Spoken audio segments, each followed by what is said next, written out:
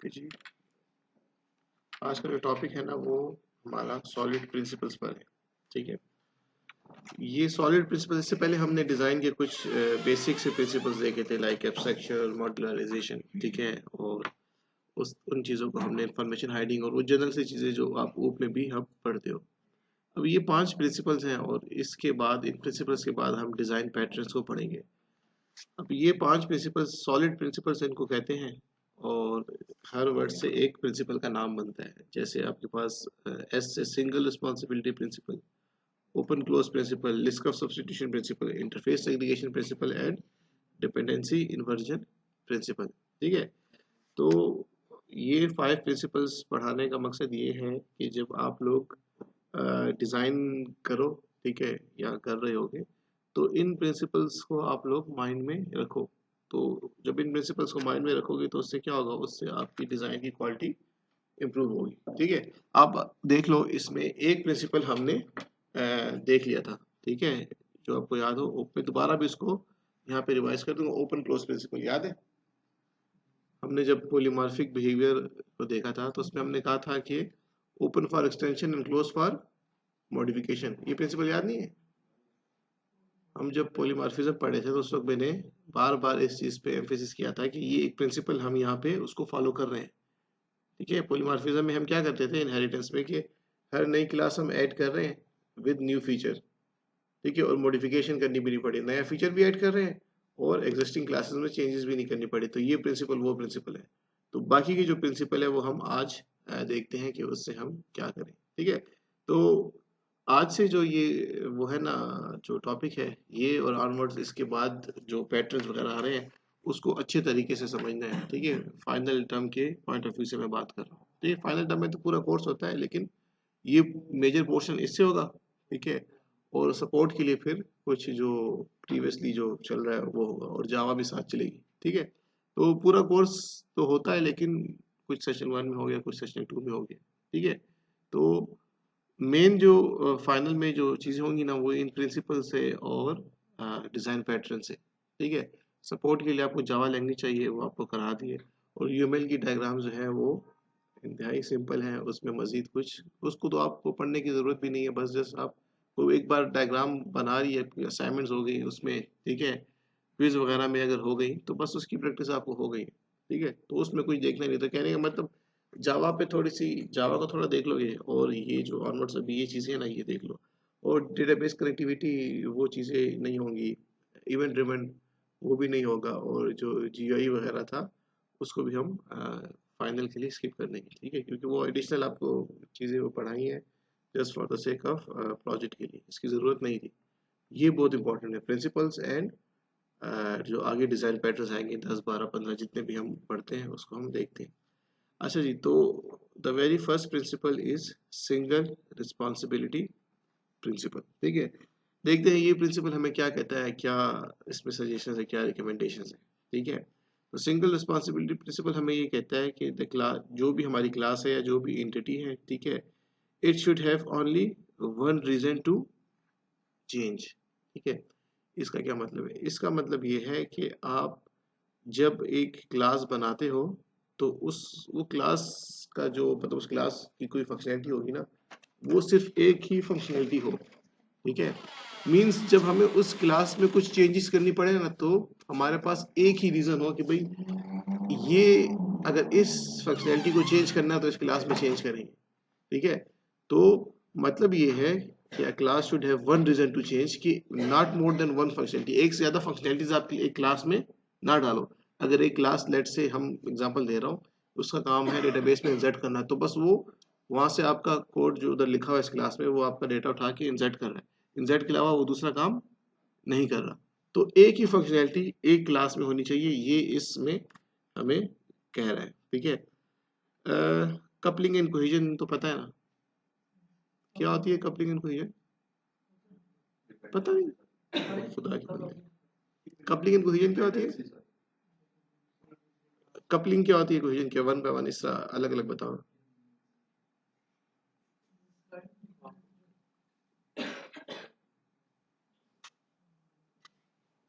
Components का या जो क्लासेस का आप इसमें जो इंटरेक्शन है ना, ठीक है, दैट इज कॉल्ड कपलिंग।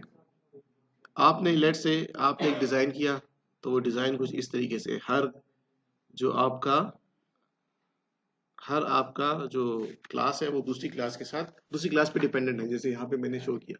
तो ये हाईली कपल डिजाइन है। ठीक है, हर क्लास दूसरी क्लास पे डिपेंड कर रही है। ठीक है, तो इस डिपेंडेंसी की वजह से क्या आएगा, जब आप एक क्लास में चेंजेस करनी पड़ेंगी आपको, लेट से में क्लास 1 है, 2 है, 3 एंड 4, मैं क्लास 1 में चेंज जब करता हूँ तो फिर मेरा ये कंसर्न होगा कि क्लास 1 जो है जो 4 क्लास है वो भी 1 पे डिपेंडेंट है, लेट से 2 भी 1 पे डिपेंडेंट है और ये 3 भी 1 पे डिपेंडेंट है। तो 3 क्लासेस इस पे डिपेंडेंट है, तो इस एक जगह पे चेंज करने से हो सकता है कि ये बाकी 3 जगह पे भी मुझे चेंजेस करनी पड़ जाए। तो इतना जब हाईली कपल्ड डिजाइन होगा तो उसके फिर आपको उसमें फ्लेक्सिबिलिटी नहीं होगी, उसमें मेंटेनेबिलिटी इश्यूज आएंगे। ठीक है, तो इसके अल्टरनेटिव यही आपको दूसरा डिजाइन अगर बताएं। ठीक है, यहाँ पे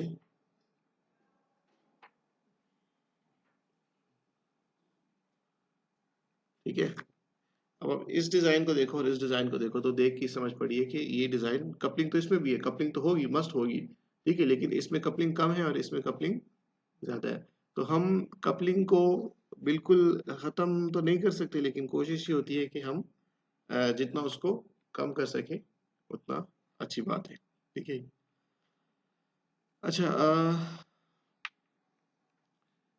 व्हाट अ क्लास डज, एक क्लास, लेट्स से एक क्लास क्या करती है, क्लास के अंदर कुछ फंक्शनैलिटी, और क्लास हम बना रहे हैं तो वो उसके अंदर कोई फंक्शनैलिटी होगी वो उसी के लिए बनी है। हम यहाँ पे कह रहे हैं कि एक क्लास के अंदर सिर्फ इस क्लास की एक ही रिस्पॉन्सिबिलिटी हो, इसीलिए इस प्रिंसिपल का नाम है सिंगल रिस्पॉन्सिबिलिटी प्रिंसिपल। की एक क्लास हमने बनाई, उसको उसको उस क्लास को हम जाने या उस क्लास को हम पहचाने ना, सिर्फ एक रिस्पॉन्सिबिलिटी से कि ये क्लास बनी, इसका ये काम है, ये क्लास है, ये विड्रॉ किया, ये क्लास है, ये अब क्या कहते हैं डिपॉजिट किया, ये क्लास है सिर्फ ये बैलेंस इंक्वायरी चेक करने की। तो हर क्लास की सिंगल रिस्पॉन्सिबिलिटी हो। ठीक है, क्यों हो, इसका ये है कि the more a class does the more likely it will change. Class में एक क्लास के अंदर जितनी ज्यादा फंक्शनैलिटीज होंगी तो उतना ज्यादा चांस है उसमें चेंज आने का। ठीक है, और the more a class changes the more likely we will introduce bugs. ठीक है, तो अगर आप उसको देखो पॉलीमॉर्फिज्म को जो हमने पढ़ा था, तो उसमें हमने क्या कहा था कि आप हमारी कोशिश ये होगी कि नया फीचर ऐड करना है, नई क्लास ऐड कर दो, जो ऑलरेडी एग्जिस्टिंग क्लासेस है उसमें चेंजेस नहीं करनी पड़ेगी। क्यों चेंज, क्योंकि उसमें चेंज करने के बाद फिर ये हमारा कंसर्न बन जाता है कि भाई उस चेंज करने के बाद हमें दोबारा उसको पूरी फंक्शनलिटी को टेस्ट करना पड़ेगा। ठीक है, एक क्लास में कोई एक दो फंक्शन तो नहीं, एक क्लास में बहुत ज्यादा कोड लिखा होगा आपका, तो अगर मैं उसमें बार बार चेंजेस करता हूँ तो मुझे बार बार उसको दोबारा से टेस्ट करना पड़ेगा। ठीक है, और टेस्ट हम नहीं चाहते कि क्लास एक दफा ठीक काम कर रही है हम उसमें मजीद मॉडिफिकेशन करें। ठीक है, लेकिन मॉडिफिकेशन करनी भी है तो उसका तरीका बता दिए, नई क्लास ऐड करो, नई क्लास में वो फीचर ऐड करो। ठीक है, तो ये प्रिंसिपल हमें ये कहता है कि आप जो आपकी एक क्लास है उसकी उसमें सिर्फ आपके पास, या उस क्लास को जब आप जानो तो एक रिस्पॉन्सिबिलिटी से उसको आप एक रिस्पॉन्सिबिलिटी असाइन कर दो कि this is the job of this class, की इस क्लास की ये जॉब है। ठीक है, दिखने में तो लेट से सिंपल लगता है, लेकिन ये चीज डिफिकल्ट है। इसी तरह मतलब ये चीज डिफिकल्ट इन द सेंस के अक्सर मुश्किल होता है कि क्लास को हम सिर्फ एक ही रिस्पॉन्सिबिलिटी के लिए उसको रिस्ट्रिक्ट करें, लेकिन सजेस्ट ये किया गया है ये प्रिंसिपल। एग्जाम्पल देख लेते हैं, उसमें हम देख लेते हैं कि देखिए अब आपको एक क्लास बताई जा रही है जिसमें आपके पास एक रिस्पॉन्सिबिलिटी नहीं है, मोर देन वन रिस्पॉन्सिबिलिटी हमने एक ही क्लास को दी हुई है। ठीक है, लेट से एक क्लास है पोस्ट के नाम से। अच्छा, ये कोड एग्जैक्ट कोड नहीं है, बस थोड़ा सूडो टाइप कोड होगा, just just for the sake of कि हम उस एग्जांपल को समझ लें जो मैं आपको बात समझाना चाह रहा हूँ इस प्रिंसिपल के हवाले से। ठीक है, अच्छा, एक क्लास है जो पोस्ट के नाम से है, तो जिसका काम ये है कि कोई जैसे फेसबुक की पोस्ट कह लो, जब कोई बंदा पोस्ट क्रिएट करता है। ठीक है, तो अब यहाँ पे हमारे पास एक फंक्शन है, वो ये है कि डेटाबेस में जाके पोस्ट पोस्ट जिस बंदे ने क्रिएट की उससे रिलेटेड इन्फॉर्मेशन जाके डेटाबेस में आप स्टोर कर दो कि इस बंदे ने इस टाइम पे ये पोस्ट क्रिएट की। ठीक है, दूसरा फंक्शन हमने इस क्लास में क्या किया, दूसरा इस क्लास का ये है कि अगर हाँ, ये पोस्ट क्रिएट करते वक्त लेट से कोई एरर आ जाए, ठीक है, कोई प्रॉब्लम आ जाए, किसी भी वजह से ये पोस्ट क्रिएट ना हो सकी, तो हमारे पास यहाँ पे देखो एक और फंक्शन है लॉग एरर। कि जो एरर आया उसको हम किसी एक फाइल में स्टोर करवा देते हैं कि भाई इस टाइम पे ये पोस्ट इस वजह से क्रिएट नहीं हो सके, ये एरर आया, ठीक है। लेट्स से जैसे डेटाबेस में आप लोगों ने देखा होगा जब ट्रांजैक्शन नहीं होती, ठीक है, तो ट्रांजैक्शन किस वजह से नहीं हुई, क्या एरर आया था, उसकी एक लॉग फाइल मेंटेन होती है। सेम ये वही एग्जांपल है। तब आप अगर इस क्लास को देखो तो इस क्लास में हमें दो रिस्पॉन्सिबिलिटीज नजर आ रही है। क्या नजर आ रही है? दो रिस्पॉन्सिबिलिटीज। एक, इस क्लास का काम क्या है, पोस्ट क्रिएट करना। दूसरा, ये क्लास क्या कर रही है, एरर की लॉगिंग भी कर रही है, ठीक है। अब बाजार तो इसमें मसला कोई नहीं है, लेकिन ये इसमें प्रॉब्लम क्या आ सकती है, प्रॉब्लम ये आ सकती है कि अब ये कोड भी है और ये कोड भी है, इन कोड का आपस में कोई लिंक है ना, लिंक है ना इस कोड का, एक क्लास में लिखा तो लिंक है ना। लिंक इस तरह से है कि जब ये पोस्ट क्रिएट नहीं होती तभी यहाँ पे लेट से कोई उसको मैसेज करता है और वो एरर को लॉग करता है। अब यहाँ पे मसला क्या आता है, मसला यहाँ पे ये आता है कि लेट से एरर्स की लेक्स को, एरर को हम लॉग एक फाइल में नोट करते हैं, एरर की डिफरेंट टाइप्स आ रही हैं, ठीक है, या पोस्ट की डिफरेंट टाइप्स आ रही हैं। तो मैं यहाँ पर मैं कुछ कोड ऐड करता हूँ, ठीक है, जिसको मैं यहाँ पे मैं इसको हाईलाइट कर रहा हूँ, यहाँ पे मैं कुछ नया कोड ऐड करता हूँ, पोस्ट की डिफरेंट लेट से टाइप्स आ गई, ठीक है। तो यहाँ पे एक चेंज करने से ये जो यहाँ पे कोड लिखा है इस पे भी उसका इफेक्ट होगा। तो कहने का मतलब कि यहाँ पे एक चेंज करने से मुझे ये पीस ऑफ कोड भी दोबारा से क्या करना पड़ेगा, टेस्ट करना पड़ेगा। अगर मैं यहाँ पे कोई चेंज करता हूं तो इसकी वजह से भी मुझे ये पूरा कोड टेस्ट करना पड़ेगा, क्योंकि मैंने यहाँ पे चेंजेस नहीं की ट्राई ब्लॉक में, यहाँ पे कैच ब्लॉक पे मैं चेंजेस कर रहा हूँ, लेकिन उसकी क्योंकि ये कोड एक ही क्लास में है, ये कोड आपस में रिलेटेड है, आपस में कपल्ड है, ठीक है। अब इसके अल्टरनेटिव, अगर इस एक क्लास की बजाय हम दो क्लासेस बना लें तो उससे फायदा क्या होगा, तो उसको देख लो। लेट्स से जो प्रीवियसली जो ये दो फंक्शनैलिटीज एक क्लास में रखी थी, अब हमने दो क्लासेस में फंक्शनैलिटीज रख दी, ठीक है। अब ये एक अलग से क्लास बन गई एरर लॉगर के नाम से, ठीक है। और इसमें हमने वो कोड डिफाइन कर दिया कि भाई जब भी एरर वगैरह आएगा वो इस क्लास को कॉल करेगा, और इस क्लास का काम क्या है, पोस्ट को क्रिएट करना। अब आप देखो यहाँ पे ये दो क्लासेस आपके पास, आप इसको देख लो, या कंपोजिशन, या जिस तरह भी आप इसमें, अभी हम कंपोजिशन एसोसिएशन की डिटेल में जिस तरह भी क्लास आप इसमें कम्युनिकेट करिए। अब इन दो क्लासेस, एक के बजाय इन दो क्लासेस से फायदा क्या होगा, लेट्स से कोई नई टाइप ऑफ एरर आता है और उसको हम लॉग फाइल के जो ये कोड लिखा हुआ है उसमें हम किसी किस्म की भी चेंजेस करना चाहते हैं, एक नया टाइप ऑफ एरर है उसको इंट्रोड्यूस करना चाहते हैं कि लॉग फाइल में जब ये एरर आए तो उसको रो 1 में या रो 2 में या यहाँ पे कहीं पे भी, जनरल से बात कर रहा हूँ, वहां पे उसको स्टोर करो। तो अब मैं जब इस फाइल में चेंजेस करूंगा, ठीक है, तो इस फाइल को कोई फर्क पड़ेगा, नहीं पड़ेगा, इस फाइल को कोई भी फर्क नहीं पड़ेगा, ठीक है। ये दो फाइल्स आपस में कैसे कम्युनिकेट कर रही है, थ्रू फंक्शन कॉल्स, हाँ, कंपोजिशन से जो भी है फंक्शन कॉल के थ्रू, ठीक है। यहाँ पे जब इस क्लास के अंदर, क्लास पोस्ट के अंदर जब पोस्ट क्रिएट नहीं होती किसी भी वजह से, तो वहां से एक फंक्शन कॉल होता है किसको, इसको, एरर लॉगर को।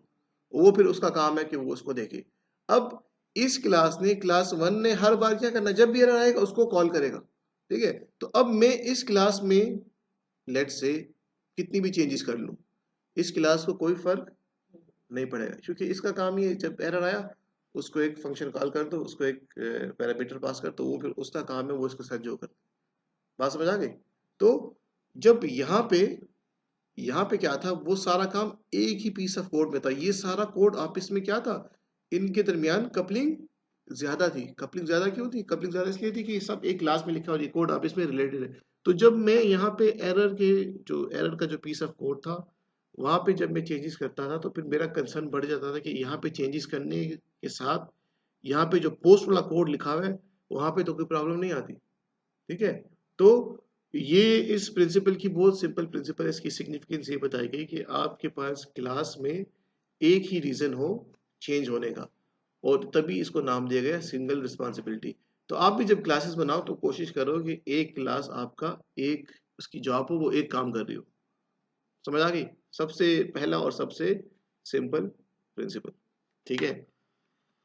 अच्छा, ये प्रिंसिपल आप लोगों ने ये प्रिंसिपल हम इस पे डिटेल से बात कर चुके हैं जब हम open for extension and close for modification. तो ये प्रिंसिपल दोबारा से थोड़ा सा इसको देख लेते हैं, ठीक है। कोड नहीं देखेंगे, कोड अगर आपको इसका देखना है तो वो पॉलीमॉर्फिज्म वाली जो प्रोग्राम्स है उसको आप लोग देख लो, ठीक है। अच्छा, ये प्रिंसिपल क्या सजेस्ट करता है? ये प्रिंसिपल, ये बंदा था जो भी था, इसने ये प्रिंसिपल दिया, ठीक है। और इसका काम ये है, इस प्रिंसिपल का काम ये है कि जो भी सॉफ्टवेयर एंटिटीज है लाइक क्लासेस या मॉड्यूल्स या फंक्शंस, जो भी whatever, that should be open for extension but close for modification, ठीक है। Open for extension and close for modification का क्या मतलब है? ओपन फॉर एक्सटेंशन का मतलब ये है कि हमें definitely with the passage of time changes आती हैं, हमें नई फंक्शनैलिटीज को ऐड करना है, लेकिन ये कहता है कि नई फंक्शनैलिटीज ऐड करो लेकिन पुरानी वाली को मॉडिफाई नहीं करो। तो उसके लिए सिंपल आपको ये चीज मैंने बता दी कि पॉलीमॉर्फिक बिहेवियर के थ्रू ये चीज हम अचीव कर लेते हैं, ठीक है। तो अच्छा, यहाँ पे ये कहता है कि अच्छा वही बात है जो मैंने कर दी है, ठीक है, कि मिनिमम पॉसिबल चेंजेस के साथ हम उसमें एग्जिस्टिंग कोड में हम चेंजेस कर सके, यही यही हमारा गोल है। तो आप एग्जांपल हम इसकी देखते हैं, ठीक है। ये देखो, class A and class B, ठीक है। अच्छा, क्लास बी के अंदर आपके पास आपको एक फंक्शन नजर आ रहा है बिहेवियर के नाम से, व्हाटएवर कोई भी एक फंक्शन है, ठीक है। अब मैं क्या करता हूँ, लेट्स से कोई नई फंक्शनैलिटी आती है, कोई नया फीचर आता है, तो मैं एक और फंक्शन लिखता हूँ इसी क्लास के अंदर। यहाँ पे बी के अंदर देखो, बिहेवियर 1 एंड बिहेवियर 2, ठीक है। तो अब देखो, ये जो बी क्लास थी इसमें पहले एक फंक्शन था, अभी मैंने इसमें दूसरा फंक्शन ऐड किया। तो मैं एग्जिस्टिंग क्लास में क्या कर रहा हूँ, चेंजेस कर रहा हूँ, ठीक है। मैं एग्जिस्टिंग क्लास में चेंजेस कर रहा हूँ। अब ये फंक्शन, ये जो मैंने फंक्शन 2 लिखा, लेट्स से कोई नया लॉजिक लिखी, कोई नया पीस ऑफ कोड लिखा, तो अब इस नया फंक्शन को लिखने के बाद मुझे ये क्लास जो है दोबारा से कंप्लीट, जितना लाइन ऑफ कोड उसको दोबारा से टेस्ट करना पड़ेगा। क्या पता मेरे इस नए फंक्शन को ऐड करने से जो फंक्शन 1 था जो पहले ठीक काम कर रहा था, क्योंकि एक क्लास में इनका आपस में लिंक होगा, वहां पे तो कोई प्रॉब्लम नहीं आ रही, ठीक है। तो इस चीज से बचने के लिए हमें ये प्रिंसिपल ये सजेस्ट करता है कि आपका जो अप्रोच है, आपकी अप्रोच वो कुछ इस तरीके से होनी चाहिए कि आपने लेट्स से ये जो बिहेवियर था आपका, ठीक है, वो आपने जब ऐड करना है, तो बजाय इसके कि आप उसी क्लास में दोबारा ऐड करो, आप इनहेरिटेंस को यूज करो, आप पॉलीमॉर्फिक बिहेवियर को अचीव करो, और आप क्या करो कि आप एक एब्स्ट्रैक्ट क्लास बना लो, ठीक है। और उसके अंदर आपने एक एब्स्ट्रैक्ट मेथड रख दिया। अब जितनी भी उस मेथड की जितनी भी आपको वेरिएशन चाहिए, जैसे हमने इस एग्जांपल में देखा था, वो एम्प्लॉय था हमारे पास, salary employ, different types of employees थे। कोई सैलरी पे काम कर रहा था, कोई आवरली बेस पे काम कर रहा था, कोई कमीशन बेस पे अप्लाई कर रहा था। तो जब भी कोई नई वेरिएशन आपके पास आती है, तो आप क्या करोगे, आप एक नई क्लास बनाओगे और वहां पे वो फंक्शन ऐड कर दोगे, ठीक है। तो इससे होगा क्या, इससे ये होगा कि हम जो एग्जिस्टिंग क्लासेस हमारे पास बनी हुई है, हम उसमें कोई चेंजेस नहीं कर रहे, और नया फीचर भी हम इसमें इजीली ऐड कर रहे हैं। तो ये सिंपल प्रिंसिपल था, ओपन क्लोज प्रिंसिपल, ठीक है। Open for extension and closed for modification. तो दो प्रिंसिपल्स देख लिए, ठीक है। सिंगल रिस्पॉन्सिबिलिटी, कोशिश ये करें कि हर क्लास की एक रिस्पॉन्सिबिलिटी हो, ठीक है। और दूसरा ये ओपन क्लोज प्रिंसिपल, दो वेरी कॉमन प्रिंसिपल, ठीक है। इन दो प्रिंसिपल्स में कोई क्वेश्चन है तो पूछो, नहीं तो फिर हम ये थर्ड वन को देखते हैं, that is list of substitution principles. जी, ये पोस्ट की एग्जांपल है, टारगेट पोस्ट और मेंशन पोस्ट। तो मैंने इससे आपको पॉलीमॉर्फिक में हमने जब पढ़ा तो वही एग्जांपल ले लो या ये एग्जांपल ले लो, कोई इशू नहीं, ठीक है जी। कोई इशू है? क्लियर? अच्छा, लिस्ट ऑफ सब्स्टिट्यूशन प्रिंसिपल, ठीक है। ये प्रिंसिपल हमें क्या कहता है, इसको देखते हैं। अच्छा, this principle defines the objects, जरा इसको देखो गौर से सुनो। अच्छा, the objects of a super class shall be replaceable with the objects of its subclasses without breaking the application, ठीक है। इसका क्या मतलब, ठीक है, इस स्टेटमेंट को पढ़ के क्या मतलब, कुछ समझ आ रही है? क्या कहता है, object of super class shall be replaceable with objects of its सब क्लासेस। दोनों ऑब्जेक्ट्स को सेम काम, हाँ, ये कह रहा है कि जो आपकी जो सुपर क्लास है ना, ठीक है, सुपर क्लास, उसके अंदर हम super class means parent class हम बनाते हैं, उसमें हम कुछ कॉमन फीचर्स रखते हैं, ठीक है। तो हम कहते हैं कि अब ये जो सुपर क्लास है और इससे जो हमारी डिराइव क्लासेस बनी है, ठीक है, वो कम्प्लीटली जो सुपर क्लास है उसकी उसका बिहेवियर को अडॉप्ट करे, उससे रिप्लेस हो सके। रिप्लेस होने का मतलब ये नहीं कि हमने रिप्लेस करा, रिप्लेस होने का मतलब ये है कि जो मैं डिराइव क्लास में फंक्शंस लिखता हूँ, लेट्स से 2-3 फंक्शन, वो हमारे पेरेंट क्लास में भी होंगे, उससे ये इनहेरिटेंस का पूरा फायदा उठाए। अगर इस तरह नहीं होता, ठीक है, तो फिर हमें कुछ प्रॉब्लम्स आती हैं। वो प्रॉब्लम ये है कि हम फिर हमारे जो इनहेरिटेंस की हिरार्की है वहाँ पे हम चेंज करना हमारे लिए थोड़ा सा मुश्किल हो जाता है। कैसे मुश्किल हो जाता है हम उसको देखते हैं अभी थोड़ी देर में। अच्छा, if substituting a superclass object with a subclass object changes the program behavior in unexpected ways, the LSP is violated। कहता है LSP जो लिस्ट ऑफ सब्स्टिट्यूशन प्रिंसिपल है, ये तब वायलेट होता है जब हम कोई नई क्लास, लेट्स से इनहेरिटेंस की हायरार्की को माइंड में रखो। इसी एग्जांपल को देख लो, इसको देख लो। पोस्ट की आपके पास टाइप्स आ गई, 2 टाइप्स आ गई। एक टैग पोस्ट कह रहे हैं, ठीक है, एक मेंशन पोस्ट, ठीक है, वैसी कोई भी पोस्ट है। अब मैं एक तीसरी टाइप ऑफ पोस्ट आई है, ठीक है, उसको मैं यहाँ पे एक्सटेंड कर रहा हूँ, यहाँ पे थर्ड टाइप ऑफ पोस्ट, ठीक है, इजीली एक्सटेंड हो गई। इट्स मीन के लिस्ट ऑफ सब्स्टिट्यूशन प्रिंसिपल की वायलेशन नहीं हुई। लेकिन अगर लेट्स से मेरे पास एक चौथी टाइप ऑफ पोस्ट आई है, ठीक है, और वो मैं पोस्ट ऐड कर रहा हूँ, लेकिन वो पोस्ट यहाँ पे ऐड नहीं हो सकती। क्यों? क्योंकि ये जो पोस्ट क्लास है इसमें 2 एब्स्ट्रैक्ट फंक्शंस थे, लेट्स से 2 एब्स्ट्रैक्ट फंक्शंस थे, और उन में से एक की इम्प्लीमेंटेशन मुझे यहाँ पे चाहिए थी, दूसरी की मुझे इम्प्लीमेंटेशन यहाँ पे नहीं चाहिए थी, ठीक है। इसकी एक्चुअल एग्जांपल देख लेते हैं, फिर ये आपको समझ आ जाएगी। आपको ये प्रोग्राम पहले भी शायद किसी में दिखाया था, कंपोजिशन हेरिटेज का जो डिस्कस कर रहे थे। लेट्स से अकाउंट्स की हमने लेट्स से एक डिजाइन किया, उसकी हायरार्की कुछ इस तरह से। एक अकाउंट की क्लास है और अकाउंट की क्लास से हमारे पास 2 क्लासेस डिराइव हो रही हैं, current account and saving account. तो आप देखो यहाँ पे हमने 2 फंक्शंस, 2 एब्स्ट्रैक्ट मेथड्स यहाँ पे बनाए हुए हैं, डिपॉजिट के नाम से और विड्रॉ के नाम से, ठीक है।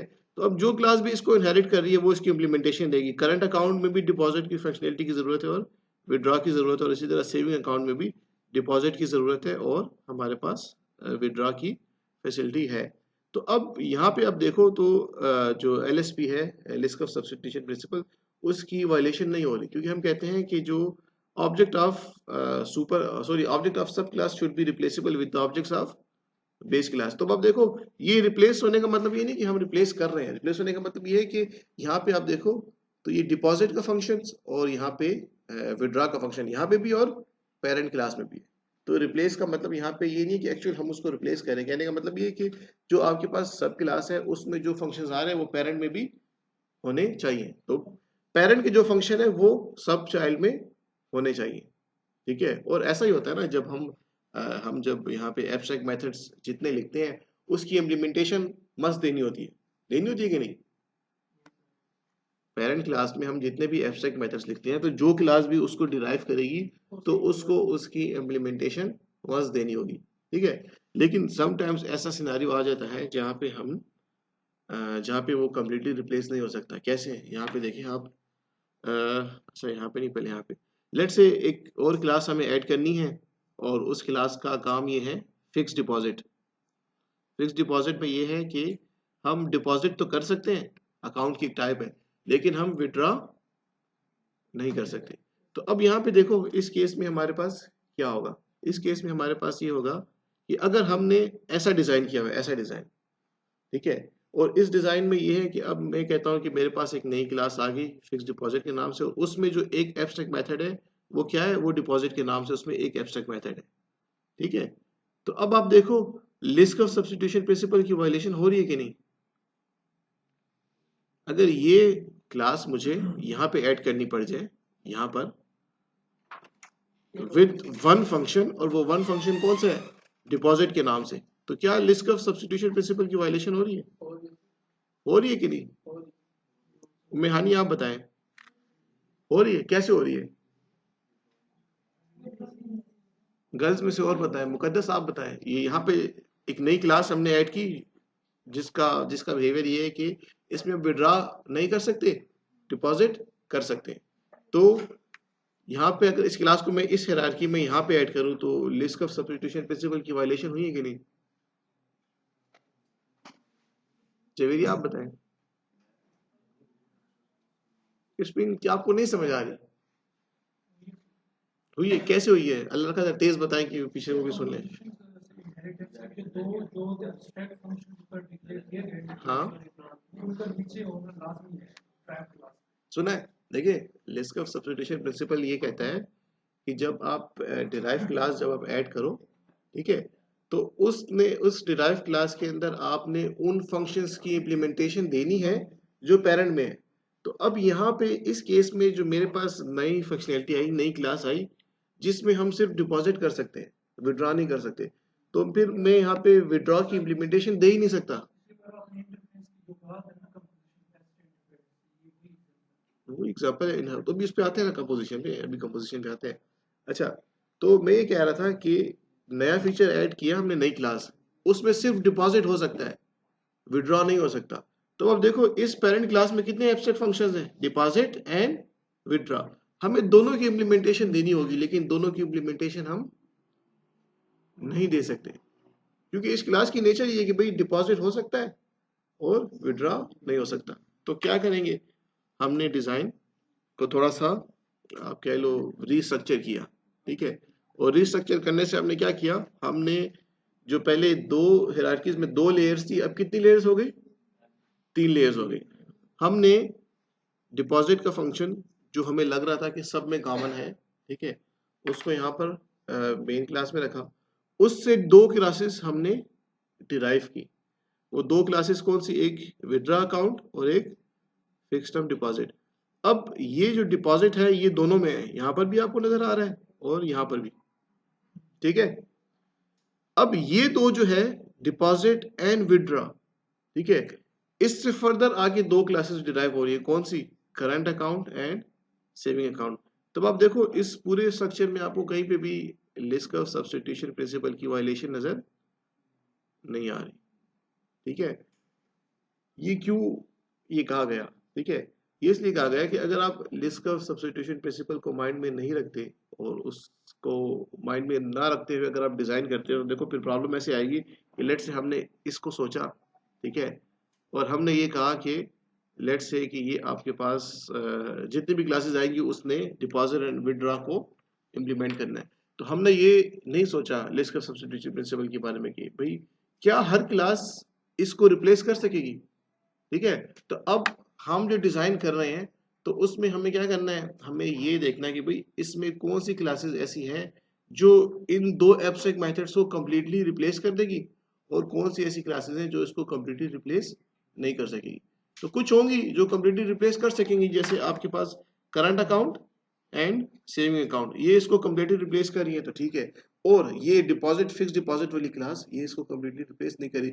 लेट्स से हमें उस टाइम पे ये बात नहीं भी पता, तो फिर भी बीइंग अ डिजाइनर हमारा काम ये है कि हम एक ऐसा फ्लेक्सिबल डिजाइन बनाएं, ठीक है, जिसमें फ्लेक्सिबिलिटी की गुंजाइश हो। तो अब अगर इस डिजाइन को देखो तो इसमें दो लेयर्स है, और इस डिजाइन को देखो तो इसमें तीन लेयर्स है, लेकिन ये डिजाइन ज्यादा फ्लेक्सिबल है। ज्यादा फ्लेक्सिबल इस तरह से है कि अगर कोई क्लास जिसको दो दोनों फंक्शंस चाहिए, डिपॉजिट भी विड्रॉ भी, वो भी इसमें ऐड हो सकती है। और वो क्लास जिसको इन दोनों में से कोई एक, लेट से डिपॉजिट की फंक्शनैलिटी चाहिए, तो वो भी इसमें ऐड हो सकता है, ठीक है। इसको अगर हम थोड़ा सा और मॉडिफाई करें, तो वो कैसे हम करें जी, इसको मजीद मॉडिफाई कर सकते हैं, कैसे? तो ये भी पॉलीमॉर्फिक नहीं है, एक्सटेंड हो रही है, नई क्लास एक्सटेंड हो रही है ना। लेट से एक अकाउंट की नई टाइप ऑफ अकाउंट आता है, और उसमें डिपॉजिट की फंक्शनैलिटी भी चाहिए, और वो भी चाहिए, क्या कहते हैं, विड्रॉ की फंक्शनैलिटी भी हमें चाहिए, ठीक है। तो उसको हम यहाँ पे ऐड कर देंगे, ठीक है। और किसको, अगर किसी को सिर्फ डिपॉजिट की चाहिए, तो उसको हम यहाँ पे ऐड कर देंगे, ठीक है। अगर किसी को सिर्फ विड्रॉ चाहिए हो, तो फिर क्या करेंगे, क्या चीज,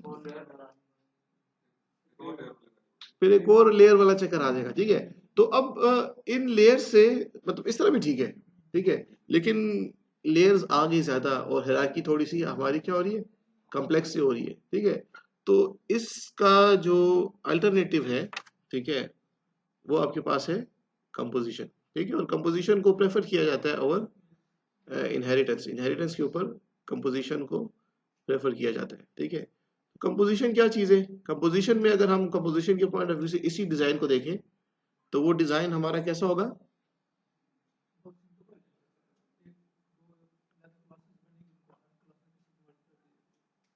कंपोजिशन इसी इसी डिजाइन को लेट से मैं कंपोजिशन में चेंज करना चाहता हूँ, इनहेरिटेंस नहीं यूज करना चाहता, कंप्लीटली कंपोजिशन यूज करना चाहता हूँ, तो मेरा डिजाइन कैसा होगा,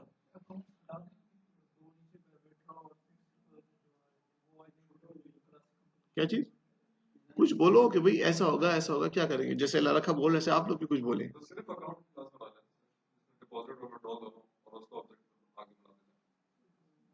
अच्छा, आपने कहा कि सिर्फ एक क्लास बना दें अकाउंट की जिसमें डिपॉजिट भी हो और विड्रॉ भी हो, फिर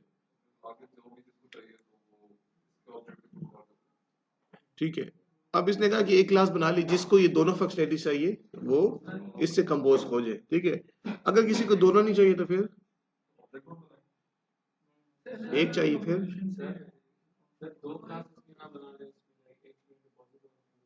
हाँ इस तरह कर सकते हैं, ये अच्छा हुआ है कि एक क्लास दो क्लास हम बना ले। ठीक है, यहाँ पे कर लेते हैं, क्लास वन हम बना लेते हैं डिपॉजिट की, ठीक है, और क्लास टू हम बना लेते हैं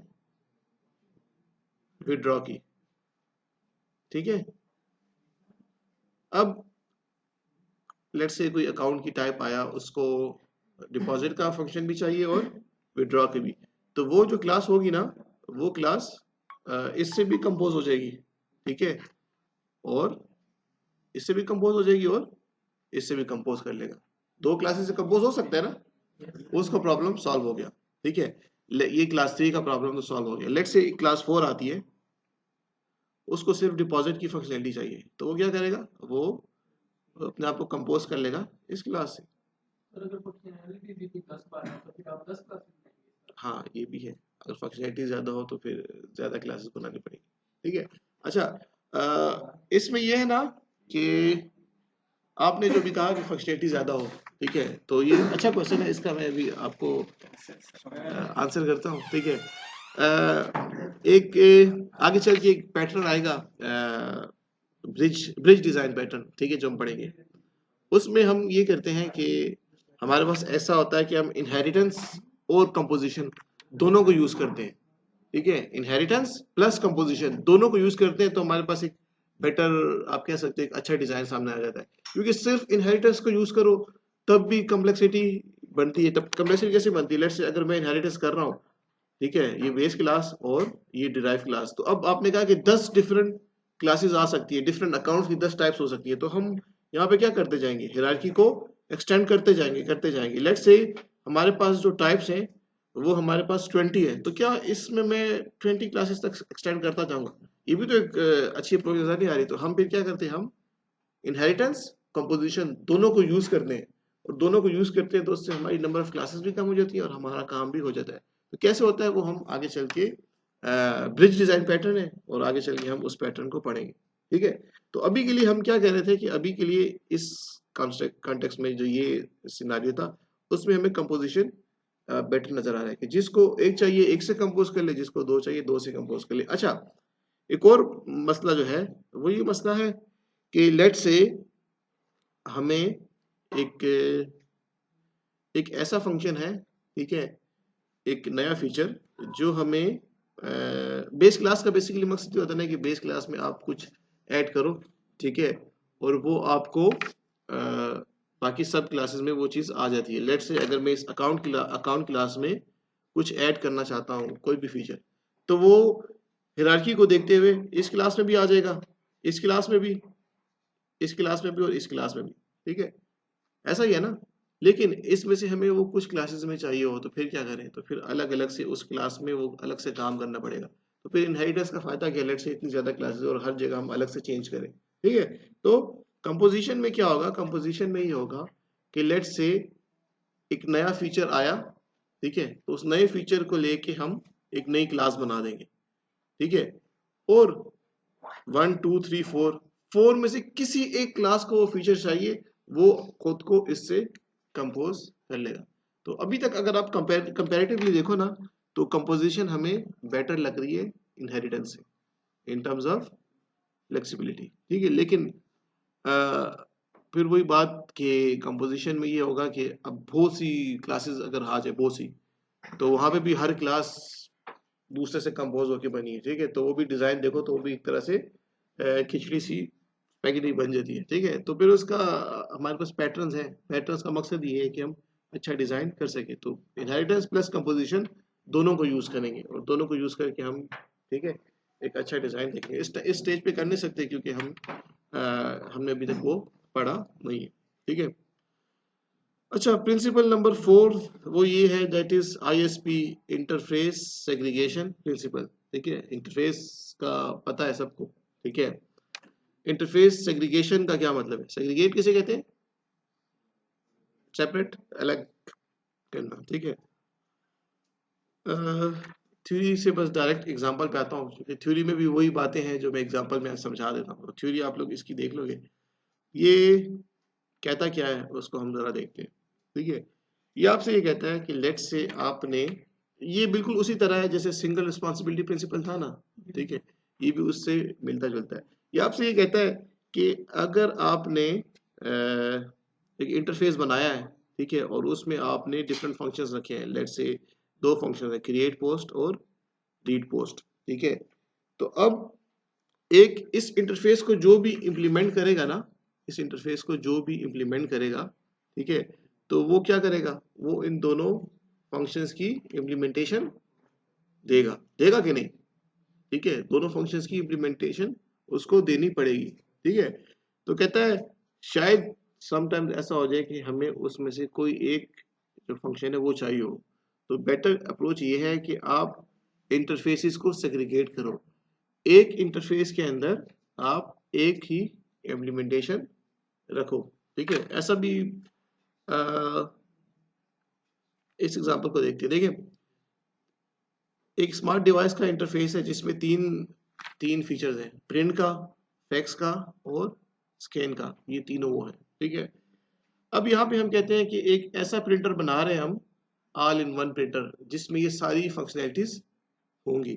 तो तब तो हम यहाँ पर उसको, यहाँ पर हम क्या कर सकते हैं, इस इंटरफेस को इम्प्लीमेंट कर सकते हैं क्योंकि हमें ये तीनों फंक्शनैलिटीज चाहिए। लेकिन अगर हम कोई ऐसा प्रिंसिपल बना रहे हैं, ठीक है, कोई ऐसा प्रिंसिपल, ओ सॉरी, ऐसा प्रिंटर बना रहे हैं, ठीक है, जो जिसमें हमें फैक्स नहीं चाहिए लेट से, या जिसमें हमें सिर्फ प्रिंट चाहिए और स्कैन चाहिए, फैक्स नहीं चाहिए, तो फिर क्या करेंगे, ठीक है, फिर इसकी इम्प्लीमेंटेशन क्या करेंगे। और या कोई ऐसा प्रिंटर बना रहे हैं जो सिर्फ प्रिंट करे, ना फैक्स कर सके ना स्कैन कर सके, फिर क्या करेंगे। तो यहाँ पे कहा जाता है कि भाई इसका जो अल्टरनेटिव है वो ये है कि आप तीन इंटरफेसेस बना लो, क्या कर लो, तीन इंटरफेसेस बना लो, तीन इंटरफेसेस ऐसे बना लो, प्रिंट का अलग इंटरफेस, फैक्स का अलग इंटरफेस और स्कैनर का, तो वही कंपोजिशन वाली कहानी आपको नजर आ रही है कि अब जिसको इन तीनों में से तीनों फंक्शनैलिटी चाहिए वो तीनों इंटरफेसेस इंप्लीमेंट कर ले, जिसको एक चाहिए वो एक इंटरफेस इंप्लीमेंट कर ले, किसको दो चाहिए वो दो इंटरफेस इंप्लीमेंट कर ले, ठीक है। इससे भी एक बेटर सॉल्यूशन है, ठीक है, तो वो हम पढ़ेंगे आगे चल के स्ट्रेटजी पैटर्न में। इससे भी एक बेटर सॉल्यूशन है कि ये इंटरफेस सेग्रीगेशन जो है ना, इससे भी एक बेटर सॉल्यूशन, इससे भी क्या होगा, इससे होता ये, मतलब बात तो ये ठीक लग रही है, कंपोजिशन भी, तो इससे कपलिंग बढ़ जाएगी। कपलिंग इस तरह से बढ़ जाएगी कि आपके पास एक तो जो नंबर ऑफ इंटरफेसेस है, लेट्स से 10 फंक्शनलिटीज वाले, तो 10 हम इंटरफेस बनाएंगे, ठीक है, और हर इंटरफेस जो है शायद कुछ, सॉरी, कुछ क्लासेस दो के साथ लेंगे, कुछ तीन के साथ लेंगे, कुछ चार के साथ लेंगे, कुछ एक के साथ लेंगे, तो वो डिजाइन को समझना हमारे लिए थोड़ा सा कॉम्प्लेक्स हो जाएगा, ठीक है। कॉम्प्लेक्स इस तरह से हो जाएगा कि लेट्स से हम यहाँ पे बनाते हैं 1 2 3 4 5, ठीक है, और यहाँ पे भी हमारे पास कुछ क्लासेस यहाँ पे भी बन रही हैं, ठीक है। तो स्पैगेटी बनने का यहाँ पे भी खतरा है कि ये इसने दो को इम्प्लीमेंट किया है, ठीक है, ये वाला लेट से इसने 3 को इम्प्लीमेंट किया है, 1 2 एंड 3। इसने लेट से 4 को इम्प्लीमेंट किया, 1 2 3। तो कोड तो इस तरह भी हमारे ये क्या होता है, कॉम्प्लेक्स होता है। देखिए कॉम्प्लेक्स इस तरह से कि कोडिंग पॉइंट ऑफ व्यू से देखो कि अब हमें ये थोड़ा डिजाइन को देखो, इनहेरिटेंस के डिजाइन को देखो, इसको देखो तो इनहेरिटेंस देखने में जल्दी समझ आ जाती है, लेकिन इस डिजाइन को अगर हम देखें तो इसमें हमने ये ख्याल रखना है कि भाई ये क्लास इन 2 से कंपोज होकर बनी है, उसके कोड में उसको कोड देखना होगा, ये क्लास 3 से बनी है, उसका कोड देखना होगा। तो यहाँ पे कोडिंग लेवल पे भी हमारे लिए थोड़ी कम्प्लेक्सिटी बढ़ती है। तो इससे भी बेटर सोल्यूशन है कि अगर हम ये कंपोजिशन वाली अप्रोच यूज ना करें तो क्या करें, तो मैं यहाँ पे एक पैटर्न लिख देता हूँ, ठीक है, सिर्फ नाम लिखता हूँ कि आपको याद रहे, ताकि उस क्लास में जब हम पैटर्न पढ़ेंगे स्ट्रेटेजी डिजाइन पैटर्न, तो वहाँ पे ये चीज़ दोबारा हमारे पास ये एग्जांपल हमारे दोबारा यूज करेंगे तो आप देखोगे कि स्ट्रेटेजी पैटर्न से हम कैसे इसको हम ओवरकम कर सकते हैं, ठीक है। फिर ये पहले से कंपोजिशन की ज़रूरत हमें नहीं पड़ेगी, कंपोजिशन को हम चेंज कर देंगे एसोसिएशन में, ठीक है, सिंपल एसोसिएशन में, ठीक है। और अभी जो आगे प्रिंसिपल आ रहा है ना, डिपेंडेंसी इन्वर्जन प्रिंसिपल, उसमें भी आप देखो कि हम क्या करेंगे, हम कंपोजिशन को चेंज कर देंगे इनहेरिटेंस ओ एसोसिएशन में, ठीक है। कैसे, यहाँ पे इसको देखते हैं, ठीक है। 4 प्रिंसिपल हो गए, single responsibility, open close principle, list of substitution और डिपेंडेंस इंटरफेस सेग्रीगेशन, और लास्ट वन जो है वो है डिपेंडेंसी इन्वर्जन प्रिंसिपल, ठीक है। तो इसमें ये एक डिजाइन करते वक्त किसी एक प्रिंसिपल को हमने नहीं, इन सब प्रिंसिपल्स का हमने ख्याल रखना है, सिंगल रिस्पॉन्सिबिलिटी का भी ख्याल रखना है, ओपन क्लोज का भी ख्याल रखना है। अच्छा, ओपन क्लोज को देखो तो वो लिस्ट ऑफ सब्स्टिट्यूशन के साथ क्या है, लिंक है, लिंक है कि नहीं। ओपन क्लोज से तो वो इनहेरिटेंस और एक्सटेंड हम कर रहे हैं, लेकिन उसके साथ लिस्ट ऑफ सब्स्टिट्यूशन का भी ख्याल रखना है, ठीक है। इंटरफेस सेग्रीगेशन प्रिंसिपल का तब काम आएगा जब आप सिंपल क्लास की जगह इंटरफेसेस यूज कर रहे हैं, ठीक है। और डिपेंडेंसी इन्वर्जन प्रिंसिपल ये भी उन्हीं के साथ लिंक है। कैसे लिंक है इसको देखो, तो पहले इस प्रिंसिपल को हम समझते हैं कि ये डिपेंडेंसी इन्वर्जन प्रिंसिपल क्या कहता है, और या ये इंजेक्शन जो है डिपेंडेंसी इंजेक्शन ये क्या चीज़ है। अच्छा, दो चीज़ें इसमें है, 2 पॉइंट्स, इसको आप लोगों ने इस प्रिंसिपल में याद रखने हैं तो फिर ये आपको अच्छे तरीके से समझ आ जाएगा। एक तो ये कहता है कि high level modules should not depend on low level modules, both should depend upon abstractions. Number 1 ये कह रहा है, ठीक है। अभी समझाता हूँ क्या कह रहा है। दूसरा है abstractions should not depend upon details, details should depend upon abstractions. बड़ा इस यहाँ पे देखो तो बहुत कंफ्यूजिंग है, सिर्फ पढ़ के कुछ समझ नहीं आती जब तक इसकी आप एग्जांपल ना देखो। कहता है कि abstraction should not depend upon details, details should depend upon abstraction, ठीक है। अच्छा, हाई लेवल और लो लेवल डिजाइन तो आप लोग को पता है ना, हाई लेवल डिजाइन और लो लेवल डिजाइन उसी को इसके साथ मॉड्यूल के साथ रिलेट करते हैं। हाई लेवल डिजाइन हम जो पढ़ रहे हैं, हमने जो इस पूरे कोर्स में लो लेवल डिजाइन पढ़ा है कि हाई लेवल डिजाइन पढ़ा है, सिर्फ ये बता दें जी। कितने कहते हैं लो लेवल पढ़ा है, और बाकी सब कहते हैं कि हाई लेवल पढ़ा है। लो लेवल डिजाइन हमने पढ़ा है, ठीक है। इसका ये मैंने शुरू में ये बात की थी, ठीक है। मतलब 2-3 बंदे कोर्स पढ़े हैं, बाकी तो लो लेवल डिजाइन वो होता है जिसमें डिटेल्स हो, कोड्स के वो ज्यादा करीब हो, उसे लो लेवल कहते हैं, ठीक है। आप देखो चीजों को रिलेट करो ना, low level language high level language क्या फर्क है। लो लेवल लैंग्वेज मशीन की ज्यादा क्लोज होती है, ठीक है। हाई लेवल में डिटेल्स हम कह सकते हैं कि मशीन से रिलेटेड कम होती है, तो यहाँ पे भी वही है। अच्छा, अब हाई लेवल क्लास और लो लेवल क्लास, ठीक है, वो क्या होगी, ठीक है। लेट्स से हमारे पास 2 क्लासेस हैं, ठीक है। उसमें से एक क्लास जिसमें वो फंक्शनैलिटी लिखी हुई है, लेट्स से जिसमें सारी प्रोसेसिंग हो रही है हमारे पास, ठीक है। मतलब कोई भी फंक्शनैलिटी है ना, लेट्स से प्लस माइनस वगैरह कर रहे हैं, तो वो एक क्लास में हमने रखा हुआ है, ठीक है। अच्छा, दूसरी क्लास है जो हमारी जस्ट मेन क्लास है, जिसमें हम लेट्स से कुछ यूजर से इनपुट मांग रहे हैं, और यूजर ने इनपुट दिया नंबर 1 नंबर 2, और 2 नंबर लेके हम दूसरी क्लास को फॉरवर्ड कर देते हैं, और वो उन 2 नंबर्स को प्लस करके हमें आंसर दे देती है। तो वो क्लास जो एक्चुअल फंक्शनैलिटी हमें दे रही है, प्लस माइनस के जो प्रोसेसिंग कर रही है, वो हमारी क्लास हो जाएगी लो लेवल क्लास, जिसमें ज़्यादा डिटेल्स है। और जो क्लास जिसमें मैं सिर्फ इनपुट ले रहा हूँ, वो हमारी क्या हो जाएगी, हाई लेवल क्लास। तो हाई लेवल और लो लेवल क्लास का मतलब ये है कि ये जो 2 क्लासेस जिसमें ज़्यादा डिटेल्स होंगी ना, ठीक है, वो हमारी लो लेवल क्लास होगी। डिटेल्स से मतलब ये है कि जहाँ पे ज्यादा मैंने कोड लिखा हुआ है, जहाँ पे एक्चुअल मेरी लॉजिक डिफाइन है और जहाँ पे एक्चुअल मेरा काम हो रहा है, वो लो लेवल क्लास हो गई। और जो बाकी क्लास हैं, जिस जहाँ पे लेट से मैं कुछ यूजर से इनपुट ले रहा हूँ वगैरह वगैरह इस तरह से, तो वो मेरी हाई लेवल क्लास है। ठीक है, तो अब कहता है नंबर वन बात तो ये कहता है कि they both should depend upon abstractions. तो एब्स्ट्रैक्शन का क्या मतलब, एब्स्ट्रैक्शन का यहाँ पे मतलब ये है कि हमारी जब भी दो क्लासेस आपस में कम्युनिकेट करती है तो कैसे कम्युनिकेट करती है? ऑब्जेक्ट्स के थ्रू तो करती है, लेकिन क्या होता है, एक एक इंटरफेस होता है, एक फंक्शन होता है, उसके थ्रू ये आप इसमें कॉल करती हैं। तो अभी आप अगर वो देखो, अभी जो फर्स्ट प्रिंसिपल में जो हमने एग्जांपल देखी थी, सिंगल रिस्पॉन्सिबिलिटी प्रिंसिपल, तो उसमें हम क्या कर रहे थे कि एक क्लास दूसरे को कुछ फंक्शन कॉल किया, कुछ पैरामीटर पास किया, उसने अपना काम कर दिया, दोनों एक दूसरे पे डिपेंडेंट नहीं है।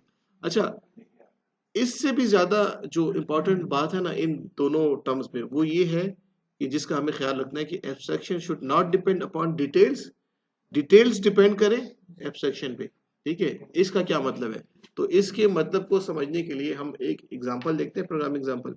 तो उससे ये चीज क्लियर हो जाएगी कि इस बात का क्या मतलब है। ठीक है, अच्छा अब देखो, कहता है इन प्रोग्रामिंग, ठीक है, dependency inversion principle is a way to decouple software modules. क्या कह रहा है ये कह रहा है कि ये जो इस प्रिंसिपल से आप जो है अपने जो सॉफ्टवेयर की जो आपकी क्लासेस है, अभी तो हम क्लासेस की बात करें, उसकी कपलिंग आप क्या करोगे, कम कर सकते हो।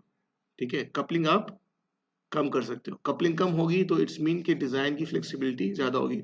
तो अभी आपको जो मैं एग्जांपल देता हूँ ना, समझाऊंगा, तो इससे आप देखो कि जब हमने इस प्रिंसिपल को अडॉप्ट किया, तो इस प्रिंसिपल को अडॉप्ट करने से हमारे जो क्लासेस थी उसकी फ्लेक्सिबिलिटी बढ़ेगी। कैसे बढ़ेगी अभी आप उसको थोड़ी देर में देखोगे। अच्छा, यहाँ पे एक पॉइंट और है, इसको भी जरा यहाँ पे देख लेते हैं, फिर एग्जांपल देखते हैं। तो ये जितनी भी अभी बातें की है ना, ये सारी आपकी उस एग्जांपल से क्लियर हो जाएंगी। ठीक है, यहाँ पे कहता है कि injecting any dependencies of a class through a class constructor as an input parameter। इस प्रिंसिपल का नाम है डिपेंडेंसी इन्वर्जन प्रिंसिपल। तो यहाँ पे हमने क्या करना है, हमने डिपेंडेंसीज को इंजेक्ट करना है। अब ये डिपेंडेंसीज को कैसे इंजेक्ट करना है उसको हम अभी थोड़ी देर में एग्जांपल में देखते हैं। ठीक है, अच्छा दूसरी बात यहाँ पे लिखी है कि इस प्रिंसिपल को जब आप अडॉप्ट करते हो तो हम बेसिकली क्या कर रहे हैं, हम कंपोजिशन को एसोसिएशन में कन्वर्ट कर रहे हैं। Number second point.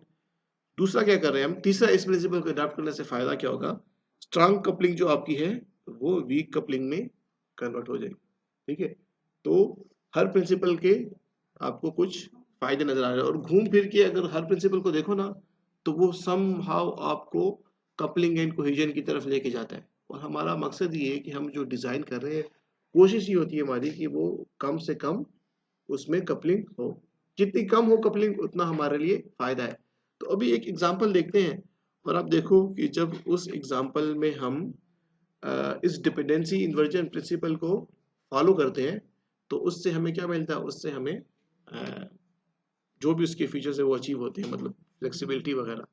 अच्छा, एग्जांपल वही एग्जांपल है जो हमने फर्स्ट उसमें देखी थी, सिंगल रिस्पॉन्सिबिलिटी प्रिंसिपल में वही एग्जांपल है। लेट्स से हमारे पास दो क्लासेस हैं। ठीक है, वो जो पहली एक क्लास को हमने दो क्लासेस में डिवाइड किया था ना, वही दो क्लासेस है। ठीक है, एक क्लास है जो आपके पास क्या कर रही है, जो आपके पास पोस्ट क्रिएट कर रही है। ठीक है, और दूसरी क्लास जो है वो क्या कर रही है, वो आपके पास उस क्लास का काम ये है कि जब भी कोई एरर आता है, उस एरर को वो लॉग करती है, एक लॉग फाइल में स्टोर कर रही है। ठीक है, और उस लॉग फाइल को लेट्स से उसके साथ फिर बाकी जो भी कर रही है। ठीक है, तो इस क्लास का ये काम है कि ये एरर्स जब आएगा तो उसको लॉक करेगा। और इस क्लास का क्या काम है, इस क्लास में पोस्ट क्रिएट होगी, और जब भी कोई एरर आएगा, लेट्स से पोस्ट किसी वजह से क्रिएट नहीं हो सकी, लेट्स से जो पोस्ट में वो इमेज डाल रहा है that is larger than suppose इतने एमबी, तो वो उसको एरर बताएगा भाई ये पोस्ट इस वजह से क्रिएट हुई कि ये एरर आया। ठीक है, ये सिनारियो है। अब अगर यहाँ पे देखो तो आपको कंपोजिशन नजर आ रही है, कंपोजिशन नजर आ रही है कि नहीं, कोड को देखो, कंपोजिशन नजर आ रही है कि नहीं, कितनों को नजर आ रही है और कितनों को नहीं नजर आ रही है बताएं, इसमें कंपोजिशन है कि नहीं, है है कंपोजिशन। ठीक है, हमने क्या किया इसमें, यहाँ पे इस क्लास को कंपोज कर दिया है किस क्लास से, एरर लॉगर की क्लास से, ठीक है। अच्छा, ये एरर लॉगर जो है हमारी इस क्लास को रिप्रेजेंट कर रहा है। ये एरर लॉगर का जो ये आपके पास ऑब्जेक्ट है, ठीक है, ये आपको पता है कि ये डेटा मेंबर है हमारे पास, और जब उसकी टाइप एक क्लास हो जाए तो ये आपके पास कंपोजिशन बन गई। अब हमने क्या किया हुआ है, हमने इस क्लास को कंपोज कर दिया है इस एरर लॉगर की क्लास से, ठीक है। अब जब ये पोस्ट क्रिएट होती है, लेट्स से किसी ने भी ये पोस्ट क्रिएट की और किसी भी वजह से अगर वो पोस्ट में कोई एरर आ रहा है, तो यहाँ पे आप देखो हम एक ऑब्जेक्ट यहाँ पे बन रहा है एरर लॉगर का, ठीक है, जो ऊपर लिखा है, और उससे हम क्या कह रहे हैं, एरर लॉगर डॉट लॉग, ठीक है। और ये जो लॉग फंक्शन है, हम इसको क्या कर रहे हैं, इसको कॉल कर रहे हैं, ठीक है, हम लॉग फंक्शन को कॉल कर रहे हैं। और वो लॉग फंक्शन क्या करता है, वो इसको जो भी पैरामीटर पास है कि भाई ये एरर आया था, वो उसको अपनी लॉग फाइल में वो करेगा। अब बजाय तो इस कोड में कोई मसला नहीं है, लेकिन अब आप ये देखो कि हमारे पास एक और लेट से एक ऐसा सिनारियो आ गया जिसमें हम ये कहते हैं कि ये जो एरर जो क्लासेस है ना, इसको हमने ज्यादा बनानी है। अभी एक क्लास है एरर लॉगर की, अब हम 3-4 क्लासेस बना रहे हैं एरर लॉगर की अलग से, और हर क्लास में डिफरेंट टाइप्स का एरर आएगा। या अगर इमेज का साइज इतने से ग्रेटर है तो उसको आप लेट्स से इस क्लास की लॉग फाइल में ऐड करो क्लास 1 को।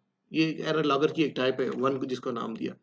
एक और क्लास हमने बनाई एरर लॉगर की, उसको नाम दीजिए 2 की। अगर स्पेसिफिक इस टाइप का एरर आएगा तो उसको इस 2 वाली क्लास के अंदर लॉगर के अंदर रिपोर्ट करो। और इसी तरह हमने एक और क्लासेस बना ली 3 की। क्या चीज, एरर लॉगर की क्लास में आप कह रहे हो, ठीक है, आपकी बात भी ठीक है, लेकिन फिर वही बात, वो जो ओपन क्लोज प्रिंसिपल वाली बात, कि हम कहते हैं कि जो एग्जिस्टिंग एक क्लास काम कर रही है उसको आप क्या करें, उसको अपना करें आप और क्लासेस बनाएं, ठीक है। तो इस तरह का अगर सिनेरियो आ गया कि हमने 3 और अलग से क्लासेस हमने बनाई, ठीक है, और वहां पे हम क्या कर रहे हैं, उनका काम भी यही है कि उसमें भी हम अब भी 1 2 3 डिफ्रेंशिएट कर रहा है कि अगर इस तरह का एरर आएगा तो 1 की लॉगर उसको अपने पास नोट करेगा, और अगर दूसरी टाइप का एरर है तो वो क्लास 2 जो है वो करेगी, और तीसरी टाइप का तो क्लास 3। तो अब यहाँ पे हमें जो प्रॉब्लम आ रही है वो ये आ रही है कि अब हमें अपने इस कोड में काफ़ी चेंजेस करनी पड़ेंगी।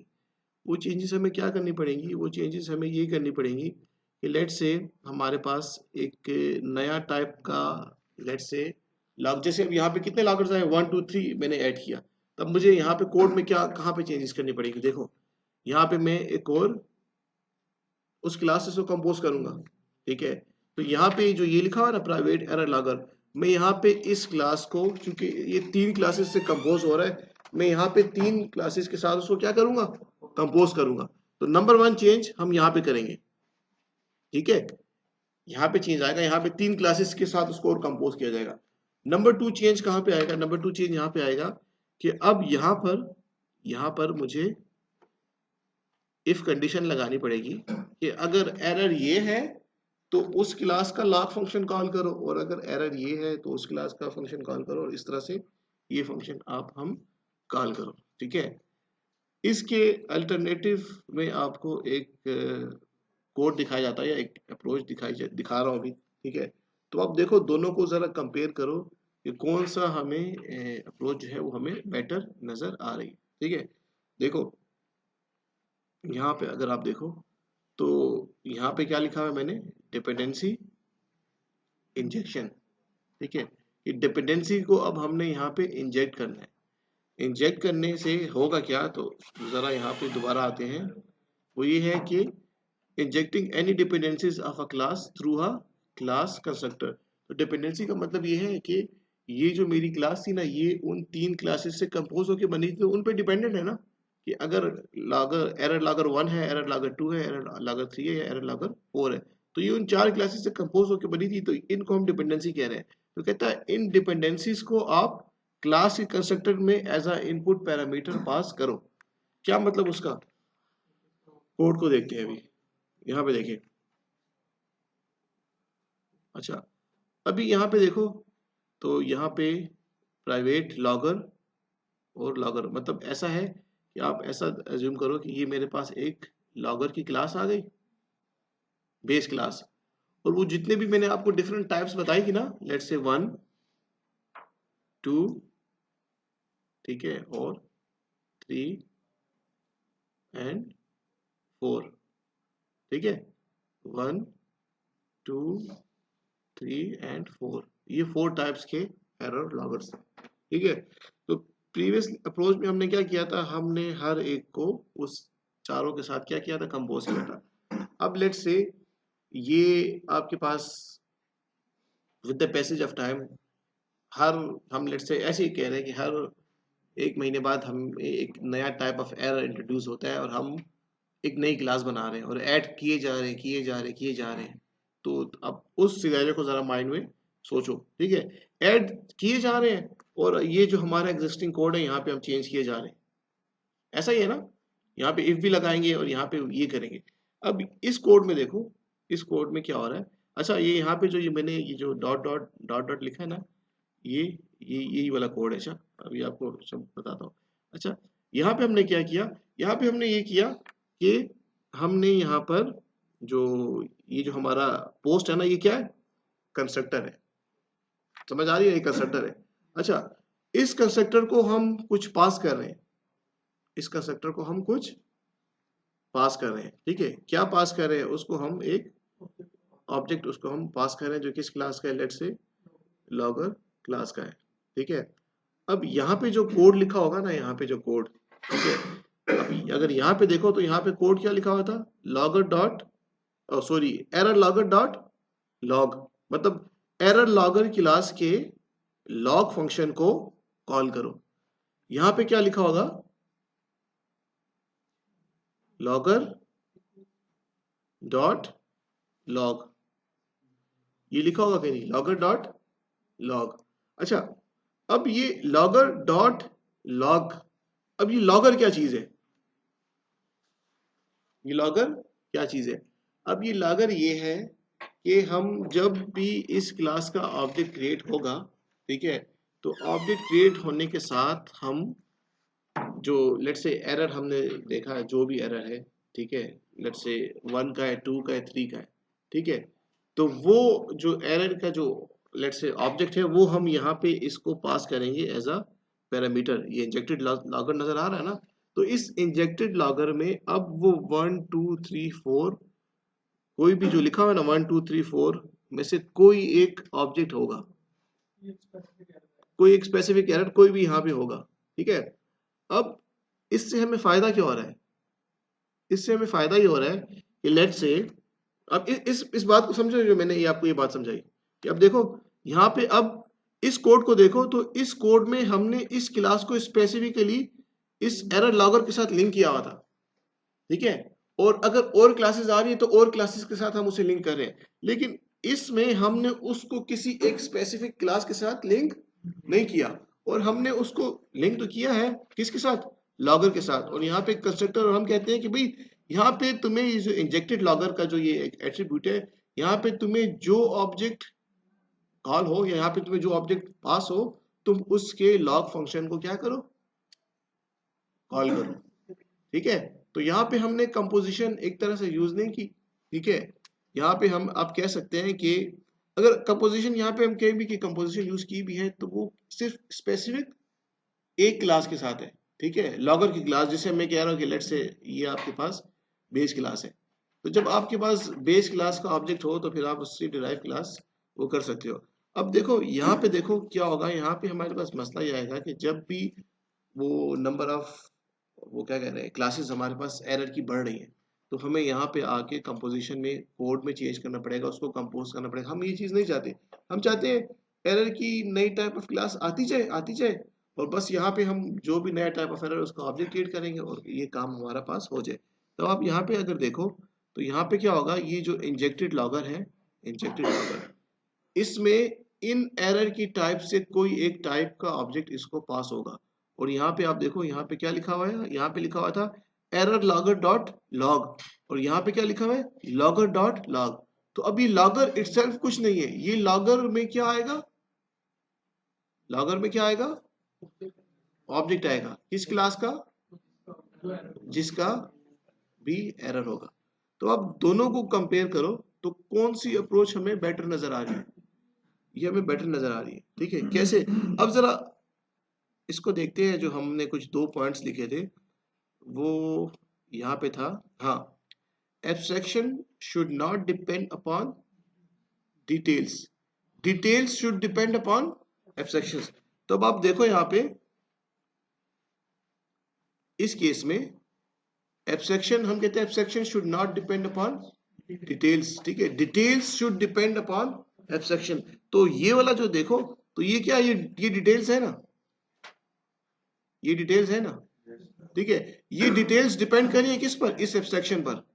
एब्स्ट्रैक्शन मींस एक फंक्शन हमारे पास यहाँ पे, ठीक है, जिसके थ्रू कम्युनिकेशन में, तो ये डिटेल्स हमारी, जो वो डिटेल्स है वो इस एब्स्ट्रैक्शन पे क्या कर रही है, डिपेंडेंट है।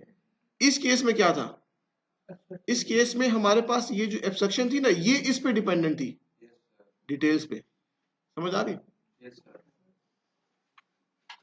मैं 100% गारंटी कहते हो तुम्हें तुम्हें ये नहीं समझ आई। मैं तुम्हें शर्तियन कह रहा हूँ, चैलेंज देता हूँ कि आपको समझ नहीं आई, औरों को आई है लेकिन नहीं आई। नहीं, आपको नहीं आई, मैं, मुझे पता है ना। नहीं, ये स्पेसिफिकली आप पे शक है। इन सबको मैं कहता ना कि किसी को समझ नहीं आई तो फिर वो मेरे पे शक होता है। अभी ये स्पेसिफिकली आप पर है। ठीक है, इस सिनारियो में उन डिटेल्स को हमने डिपेंड करवाया इस एक एब्स्ट्रैक्शन पे, और इस सिनारियो में हमारी एब्स्ट्रैक्शन जो थी वो डिपेंड कर रही थी डिटेल्स पे। अब आप देखो यहाँ पे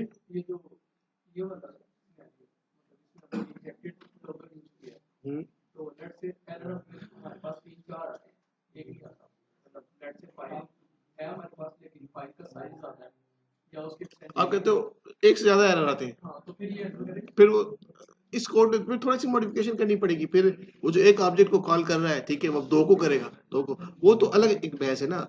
यहाँ पे जो हम समझने की जो चीज थी हमारे पास, कि इस एक छोटा सा प्रिंसिपल है डिपेंडेंसी इंजेक्शन, और एक पॉइंट हमने याद रखना है कि हम डिजाइन ऐसा करें कि जो डिटेल्स है ना वो आपकी एब्स्ट्रैक्शंस पे डिपेंड करे, एब्स्ट्रैक्शन किसी डिटेल पे डिपेंड ना करे।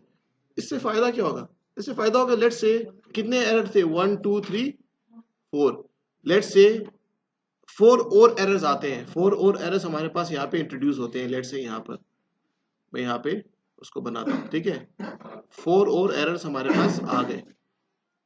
ठीक है, अच्छा, 4 और एरर्स हमारे पास आ तो गए और वो वहां पे ऐड हो गए। ठीक है, अगर यही काम यहाँ पे करना पड़ता तो हमें क्या करना पड़ता, यहाँ पे जहां पे हमने कंपोजिशन की है ना, इसको हम अगर इन उनके साथ भी हम इसको क्या करते, कंपोज करते, एक लिंक हम बनाते, क्योंकि फ्यूचर में हमें चाहिए हो सकता है कि शायद वो एरर भी आए तो उसके ऑब्जेक्ट को भी हमें कॉल करना पड़ जाए। ठीक है, लेकिन यहाँ पर इस केस में हमारे पास ये जो हमारे पास एरर्स आए, ठीक है, हमें चेंज कहाँ पे करना पड़ेगा, हमें चेंज जस्ट यहाँ पे जो हमारा जो लॉगर वाला लिखा होगा ना, मतलब जो ऑब्जेक्ट जहाँ से क्रिएट होगा, तो वो ऑब्जेक्ट क्रिएट होके बताएगा कि भाई कौन सा एरर है ये। ठीक है, तो वहां पे हमें स्लाइडली एक चेंज करना पड़ता है, यहाँ पे हमें ज्यादा चेंज, जो प्रीवियस एग्जांपल है वहां पे हमें ज्यादा चेंज करनी पड़ती। तो आप देखो ये जो ये फंक्शन है ना, लॉगर डॉट लॉग, इसको हम चेंज करेंगे कि नहीं करेंगे, लॉगर डॉट लॉग के फंक्शन को हम चेंज करेंगे कि नहीं करेंगे, नहीं करेंगे। ठीक है, क्यों नहीं करेंगे, क्योंकि ये लॉगर का अपना कोई मतलब नहीं है। इस लॉगर को हम कोई क्या पास करेंगे, ऑब्जेक्ट पास करेंगे। जो ऑब्जेक्ट पास करेंगे ये उस क्लास के लॉग फंक्शन को कॉल करेगा। समझ आ गई बात, लॉगर के पास आप ये कह लो कि आपके पास एक ऑब्जेक्ट, एक क्लास है, ठीक है, और क्या चीज, लॉगर एक हमने एक ऑब्जेक्ट एक बनाया, एक क्लास, ठीक है, और वो इटसेल्फ कुछ नहीं है, उसको एक ऑब्जेक्ट पास होता है। देखो हम कह रहे हैं ना, ये क्या है, अंडरस्कोर लॉगर, ठीक है, और यहाँ पे हमने, हम कहते हैं कि लॉगर क्लास है। लेट्स से यहाँ पे देखो ये बेस क्लास मैंने आपको बताई ना, बेस क्लास और उसकी डिराइव क्लास।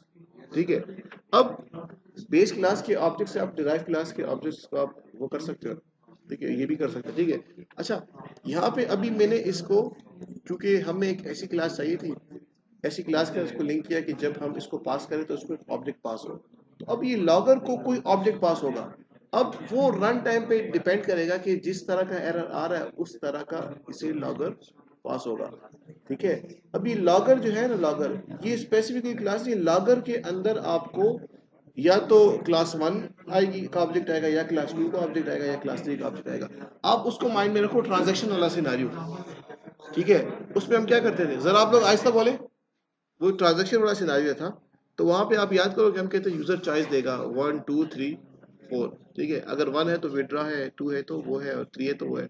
तो उसको देखो, तो उसमें हम क्या करते थे, अगर चॉइस 1 है तो हम ऑब्जेक्ट क्रिएट करते थे इसका, विड्रॉ क्लास का, और वो पास कर देते थे उसको, और वहां से वो कॉल होता था। याद है? तो एग्जैक्टली ये भी वही काम है। ठीक है, आप लोगों का कोई क्वेश्चन हो?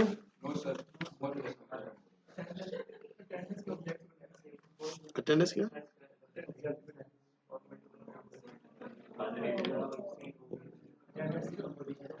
एक काम कर दो यार, अल्लाह रखा, ये राजू, इस पे इन सबके नाम लिख लो। ठीक है, पहले बंदे काउंट करो कितने बंदे हैं अपने साथ।